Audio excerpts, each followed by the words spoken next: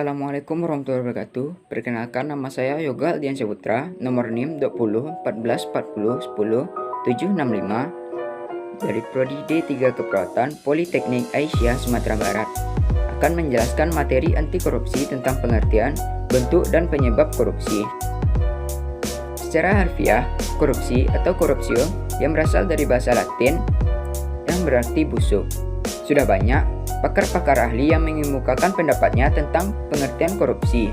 Di antaranya yaitu Robert Killinger yang menjelaskan pengertian korupsi yaitu suatu tingkah laku yang menyimpang dari tugas-tugas resmi jabatannya dalam negara, di mana untuk memperoleh keuntungan, status, atau keuangan yang menyangkut diri pribadi atau perorangan, keluarga dekat, kelompok sendiri, atau dengan melanggar aturan pelaksanaan yang menyangkut tingkah laku pribadi. Secara yuridis, definisi korupsi telah gamblang dan jelas dalam Undang-Undang Nomor 31 Tahun 1999 Junto Undang-Undang Nomor 20 Tahun 2001, yaitu setiap orang yang dengan sengaja dengan melawan hukum untuk melaksanakan perbuatan dengan tujuan memperkaya diri sendiri atau orang lain, atau suatu korporasi yang mengakibatkan kerugian keuangan negara atau perekonomian negara. Jadi intinya definisi korupsi yaitu tindakan yang dilakukan oleh pejabat publik di mana mereka menyalahgunakan kepercayaan publik yang dikuasakan kepada mereka untuk mendapatkan keuntungan sepihak. Selanjutnya yaitu bentuk korupsi. Di dalam Undang-Undang Nomor 31 Tahun 1999 dijelaskan tindak pidana korupsi atau tipikor dibagi menjadi 7 bentuk yang awalnya dibagi dalam 30 bentuk. 7 bentuk tipikor tersebut yaitu yang pertama, merugikan keuangan negara.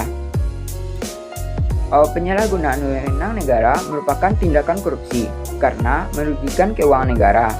Contohnya, mobil dinas yang disediakan negara untuk keperluan pejabat negara justru digunakan untuk kepentingan pribadi dan keluarganya. Bentuk tipikor yang kedua yaitu suap menyuap, yang merupakan tindakan yang populer atau sering terjadi, yaitu tindakan yang memberi sejumlah uang untuk memuluskan kebutuhan si penyuap. Contohnya yaitu pelanggar lalu lintas yang memberikan sejumlah uang ke polisi untuk lolos dari hukuman. Yang ketiga yaitu penggelapan dalam jabatan, yaitu seorang yang memiliki jabatan menggelapkan uang atau dokumen penting untuk keuntungan pribadinya. Contohnya menggunakan kwitansi kosong agar nominalnya dapat direkayasa. Bentuk tipikor yang keempat yaitu pemerasan, yaitu menyalahgunakan kekuasaan dengan memaksa orang lain melakukan sesuatu untuk keuntungan pribadi. Contohnya pungutan liar atau pungli yang dilakukan oleh aparat masyarakat kepada masyarakat sebagai tarif pengurusan dokumen tertentu, yang sebenarnya pengurusan dokumen tersebut gratis. Yang kelima yaitu perbuatan curang. Segala bentuk kecurangan merupakan korupsi.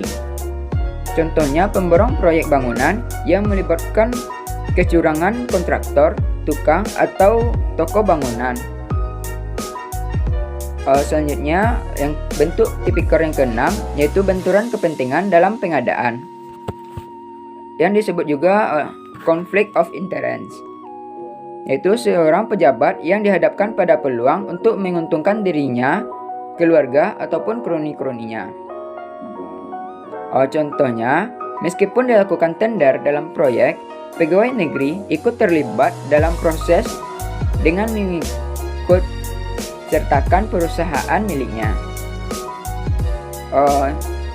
Yang ketujuh, bentuk tipikor yang terakhir yaitu gratifikasi,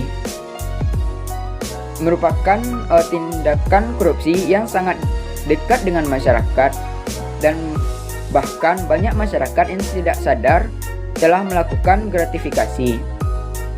Gratifikasi merupakan pemberian hadiah dalam bentuk apapun dengan maksud tertentu. Contohnya, pemberian hadiah kepada pejabat publik dengan harapan adanya timbal balik dari penerima. Masih banyak contoh-contoh lain dari tindak pidana korupsi yang dapat kita cari sehingga kita dapat lebih waspada akan tindakan pidana korupsi yang mungkin terjadi di sekitar kita. Selanjutnya yaitu penyebab korupsi.